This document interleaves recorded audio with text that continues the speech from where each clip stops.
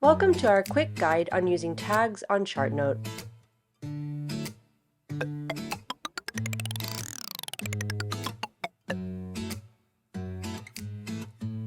Tags are a powerful way to categorize and organize your notes effortlessly.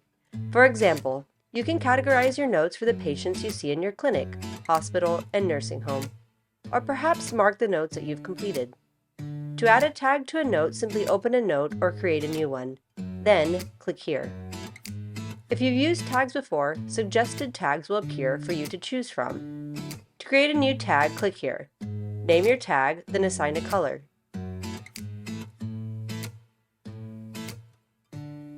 Tags you add will appear here. Click on a tag to add it to your note. You can add more than one tag to your note. Want to rename a tag? Click here. Select Edit. Then rename your tag or change colors.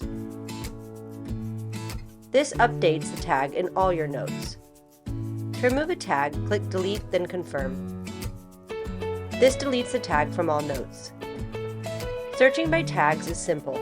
Click on the search filter and click on the checkbox to see notes containing that tag. Click again to exclude those notes from your search.